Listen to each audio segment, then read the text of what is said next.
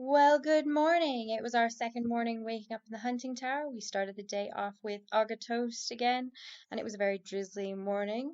A drive down the road in the opposite direction led us to the Swiss cottage. The GoPro wasn't cooperating today, so the footage of us leaving, so the footage that you're going to see is us leaving the Swiss cottage and heading to Chatsworth in the rain. We managed to see a few things today that we hadn't seen before or that we missed yesterday, such as Georgiana's portrait that normally hangs in the long gallery, but today was outside one of the bedrooms. You'll see it in a second here. It's an absolutely breathtaking portrait, and it's just kind of squashed into a narrow hallway, and it's not doing her any justice at all. But there we go, it's still a breathtaking piece of artwork. The guide that was standing next to her was saying that they had put her to bed for a little bit while the house decorations focused on more modern art, which was actually quite a cute way of putting it because she was directly outside of one of the bedrooms. This portrait, though, is so iconic, hanging at the end of that hallway, that I was a little disappointed, and it doesn't quite feel right without her at the end of it. We skipped the gardens this morning as it was still rather mizzling, as you can see from the video. It was very, very, very unpleasant and drizzly and not weather for enjoying the gardens at all. But you see the guest or visitor entrance for Chatsworth and then Georgiana, and then there's a little bit of history about the original Chatsworth and the hunting tower.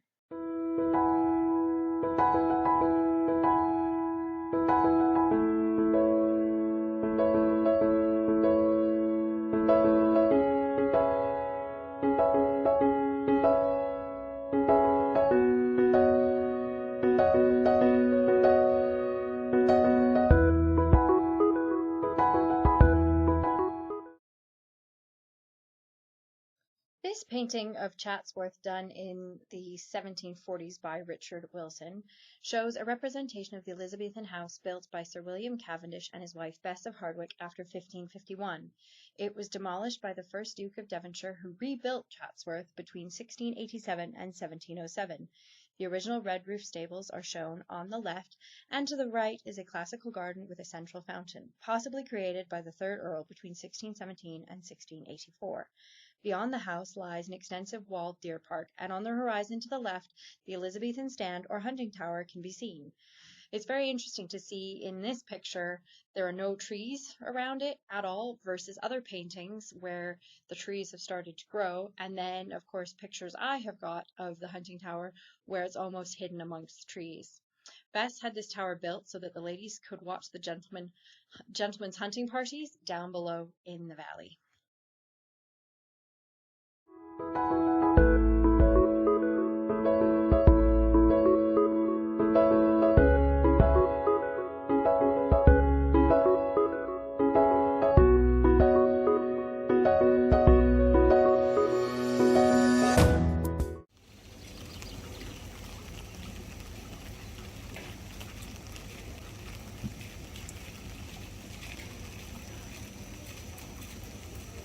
We're taking a picture of ducks.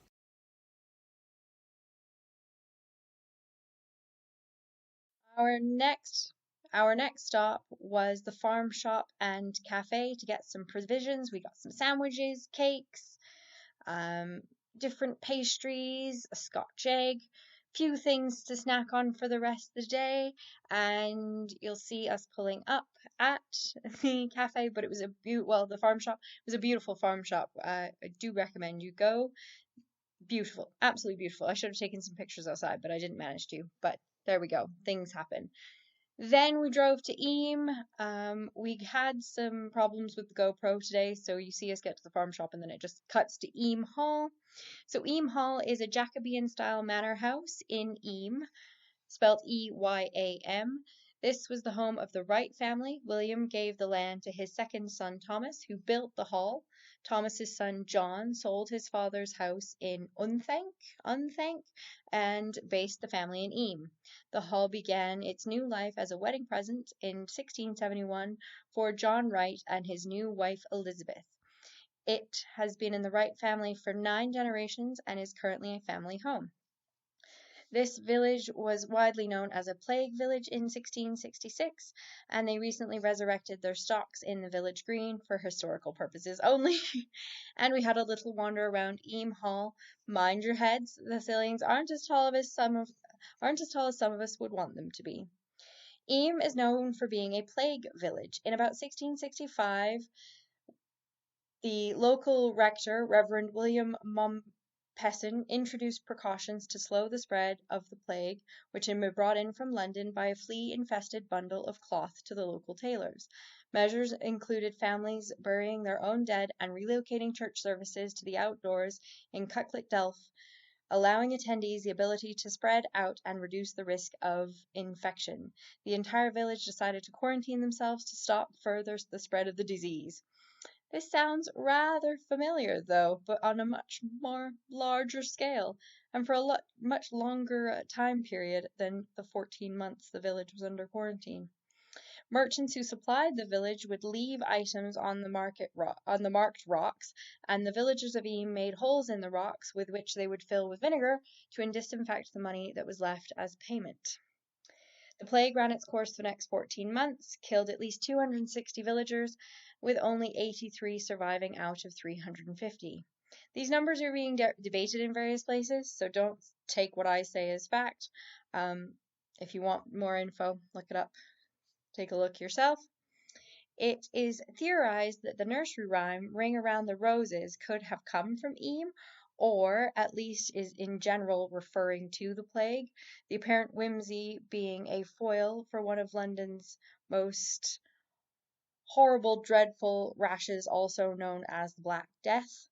And the fatalism of the rhyme is brutal. The roses are a euphemism for deadly rashes. The posies are supposed to be a preventative measure, and a tissue pertains to the sneezing symptoms, and the implication of everyone falling down is, well, death. I'll let you look up the nursery rhyme for yourself. I'm not going to sing it for you. You decide what you believe, if it's a whimsical rhyme or one about death. I'm just basing it on what I have been told. Then we had a little walk around the gardens at Eem Hall. Lots of lovely bluebells and various other flowers were about, but it is nice that it is currently still being lived in. I believe the current people who are living there have lived in it since 1990. So enjoy the gardens.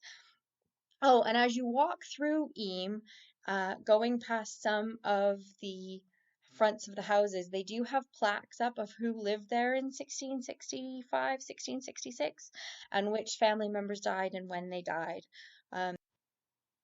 All very tragic, but the history is worth looking into and worth knowing. But do enjoy the pictures of the rest of the garden, and I will see you back in the grounds of Chatsworth.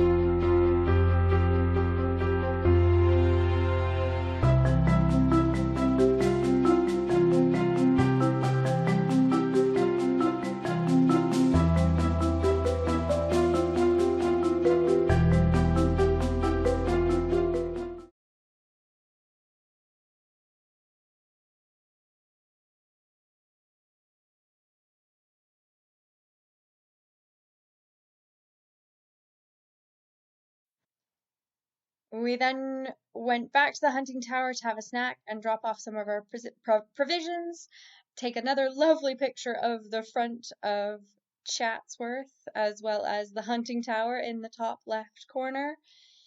And then we went back into Chatsworth Gardens because the day had absolutely and completely changed. The sun had come out, everything was glorious and absolutely lovely. We had a walk through some of the gardens, the kitchen garden and the vegetable garden, along with through some of the greenhouses where there are 6 cats living in the greenhouses, and they help take care of the mouse and vole population on the property. Enjoy the cats!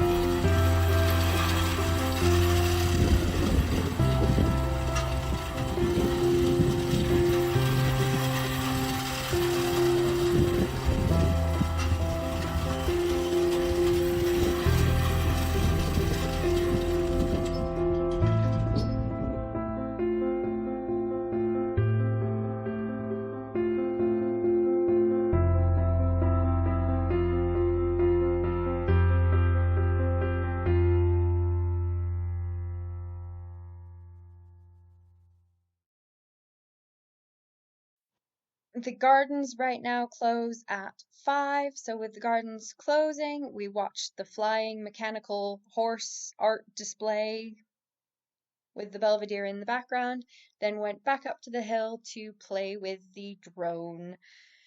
So we flew the drone a little bit over and around, and it was quite lovely. Don't judge my drone usage. I haven't had it out of the bag since 2019, so I did as good as I could, and there we are. There's also a really cute piece of footage where my mum is filming the drone going up in the air. So enjoy the little bit of drone footage that I've got for you, and just enjoy it. It's fantastic.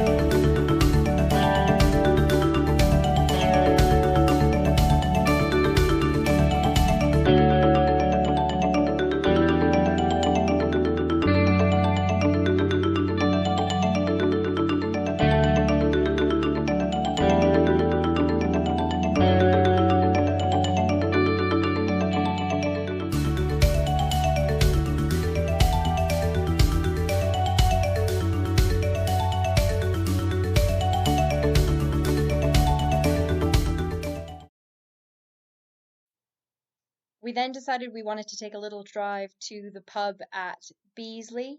So we took a little dusk time drive to Beasley to ask the men at the pub a question. And first we had to not hit any sheep because the sheep and the little lambs were in the middle of the road. There was a car behind me that was in rather a hurry and overtook me at some of these sheep, having almost hitting them. I'm not sure I could live with myself if I hit a lamb and a sheep and two lambs. That would live with me forever. Then we saw some red deer, and Mum was very excited to see the red deer. And then around the next bend, we saw some fallow deer, and Mum was even more excited to see some fallow deer. So that made her night. So yes, we got to Beasley, and then having arrived at Beasley, we decided we'd just go round the next corner and see if we could take a picture of Haddon Hall Bridge, as Haddon Hall has an adorable little bridge, much more adorable than this little bridge, but this little bridge will have to do for today, as Haddon Hall was closed, obviously, but even more to the point, you couldn't even get to Haddon Hall or anywhere near the bridge, as the parking lot for Haddon Hall was full of trailers and cars and caravans and all sorts of equipment for making a film, as they seem to be filming at Haddon Hall right now. I did some Googling when we returned to the tower, and it looks like they're filming something with Jude Law in it. The security guard man was in from London and didn't even know that Chatsworth House was around the corner, nor what the house round the corner was called. So he said it was something maybe set 500 years ago or so, but left us in a rather state of vagueness, which I suppose they're meant to do. Anyways, I think there's a shot of a very lovely, tasty, delicious black pudding Scotch egg that I had when we got back to the tower this evening, and some beautiful pictures of Chatsworth Bridge and Chatsworth reflected in the river. I will leave you to enjoy the rest of the driving and the pictures, and I will bid you all good night for now. Ta-ra! See you in the next one.